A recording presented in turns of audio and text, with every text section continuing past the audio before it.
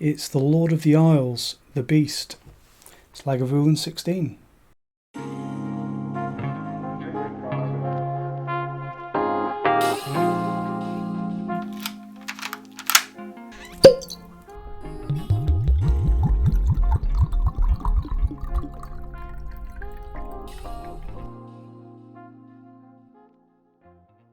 Hello whiskey fans, thanks for joining me again. Today I'm reviewing a whiskey that I can't believe I haven't reviewed yet, because I love my Islay whiskey. Real peathead, although I do love almost all styles of Scotch. But today I'm reviewing Lagavulin 16, which is really a staple of Islay whiskey. You talk to anyone that really knows their Islay Scotch, almost everyone loves Lagavulin, and for good reason. It's one of the South Shore 3, the Kindleton 3, the other two being Laphroaig and Ardbeg. And with a lot of people that really love their Islay Scotch, they'll tell you that Ardbeg is kind of the pinnacle because it's one of the originals, it's been around for a long time, it's got a big dose of peat in it, and it's also 16 years old, which is older than any of the other standard expressions from any of the Islay distilleries. I actually remember when I was first looking at trying sort of different, trying to really explore all of the Islay distilleries, I saw a review that someone had written on an online retailer for Lagavulin 16, and they said they described it as the closest that you can get to transforming into a fire-breathing dragon. And I think that's a wonderfully colourful description of Lagavulin and a lot of Islay Scotch. So it's really surprising that I haven't got around to reviewing it yet. And also kind of surprised me that it's been quite a while since I last bought an actual bottle of Lagavulin 16. Now, a lot of you will have probably realised, you'll be asking yourselves, is he a giant or is that a tiny bottle of Lagavulin? It is a tiny bottle. I bought this one because I didn't want to break into the one that I had in stock on my shelf, and also I think the one that I've got on my shelf is quite a few years old, so I wanted to get a current bottling of the Lagavulin 16. So I bought this little 20 centilitre 200ml bottle just to do a little comparison with this year's Lagavulin 12 cask strength. So let's get some lovely peaty Islay Scotch in the glass and see what we've got.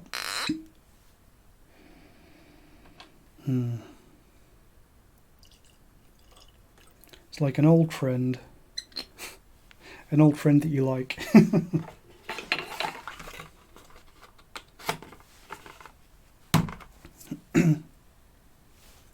So, let's get the bad stuff out of the way. It's a Diageo product, which means that it's probably chill filtered. It's only at a epoxy anemic strength of 43 ABV, and there's probably a ton of artificial colouring in there, because that's just what Diageo do to whiskey that would otherwise be beautiful craft presentation whiskey. There's no more that we can say about that, is there? It's just what they do. So, on the nose, lots of sweet vanilla peat, and also a very distinct briny saline minerality to this one, similar to the brininess that I got on the nose of the 12-year-old. Also, and this is something that I think really defines Lagavulin as an Islay distillery, something that really picks them out from all the others. There's a strong ashiness to the peat in this whiskey. I'd say that if you're going to compare this to any other Islay distillery, the peat profile at least is probably closest to, it's probably in between Caol and Ardbeg. There's also some really, really nice maltiness on this one. I think it really benefits from those 16 years in the cask. Lovely notes of toasted grains and popcorn. Also getting a sour fruitiness coming through from the malt on the nose, as well as some really lovely notes of coal tar soap and sort of pine floor cleaner. Let's see how it tastes.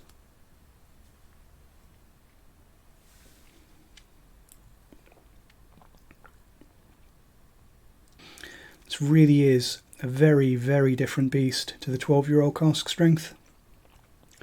Again, getting lots of ashy vanilla peat, but there's also a really lovely contrasting sweet orangey maltiness to this one. And I think that's really the thing that sets this Lagavulin 16-year-old aside from the 12-year-old cask strength, that you can tell that this has really been in the casks for a long time. Those casks have worked their magic. It's really mature, lovely maltiness. It's a whiskey that is ready to be drunk. There's no immaturity or harshness at all. Getting some nice salty licorice on the palate of this one as well, but it's really all about that well-matured mid-teen style maltiness. Age is really just something that you can't fake. As for the finish, getting a sweet smoky peat and more of that orangey malt, I would say that the finish of this whiskey is thin, but despite being a little bit thin and lacking a little bit of body, mainly due to that slightly weak ABV of 43%, the finish I'd say is medium long. So Lagavulin 16, this should be a simple one. As for a grade, I'm going to give it a B. So that's a full step up from what I gave to the Laphroaig 12-year-old cask strength, and I think that's really all about maturity. This whiskey is just, even though it's that much weaker, especially when you compare it to the cask strength 12-year-old, it's that much weaker, but it's that much more mature, more complex. It just comes across as a much better made, a complete whiskey.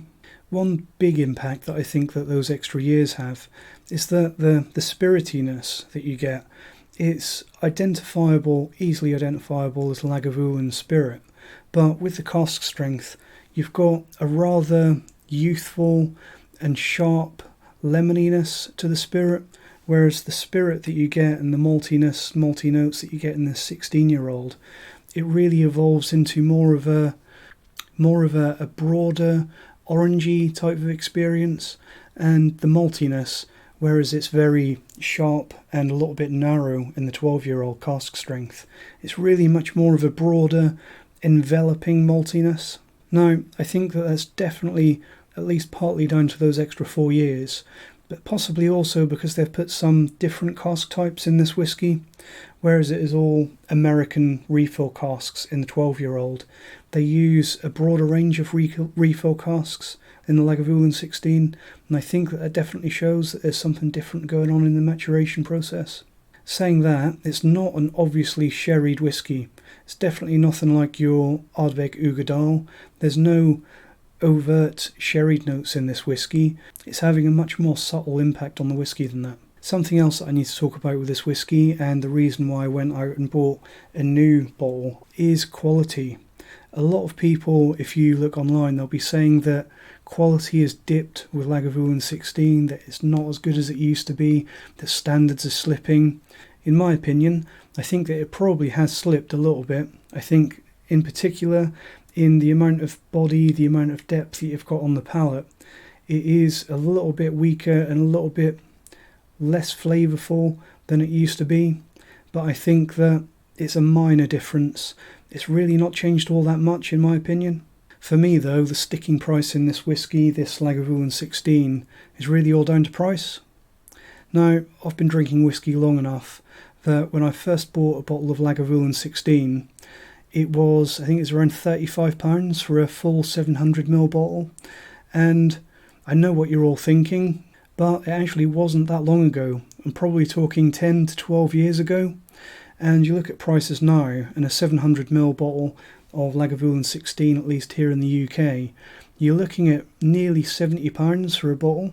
So that is, okay, it's 16 years old, but it's a very expensive standard bottling from any distillery. The sad thing is that I think if it was bottled at a full 46% with a craft presentation, I think that this wonderful distillery style would probably justify that price point. But what we've got here, what they're making available to us at the slightly anemic 43%, I think this really needs to be back down at the 40, maybe £45 maximum for this to really be recommendable. I think the one exception that I would make is that if there's anyone watching this video and you've never had a bottle of Lagavulin, especially if you've never tried Lagavulin, just stop what you're doing, and if you can find it at anything like a sensible price, just go out and order a bottle right now, because if you've never had it before, you won't regret buying a bottle of this, because it's a really wonderful experience, and it's one of those iconic whiskies that you just must try. But for me, at this drinking strength, it's not one that I'm going to be buying regularly, and it's not really one that I would recommend to anyone that's experienced and looking for those craft presentations, because this is not a craft presentation. And I think that's really a large part of the reason why I haven't reviewed anything by Lagavulin up until now, because it's a wonderful distillery and it's a house style that I really enjoy. But when you consider that there's really no option to buy Lagavulin that's widely available at a mature age and a proper drinking strength, which to me I think is just such an enormous shame, because if you could get this standard expression, the Lagavulin 16 at 40%, I think it would really be worthy of that Lord of the Isles title. So thanks for watching, and let me know what you think about Lagavulin 16, and I'll see you next time. Cheers.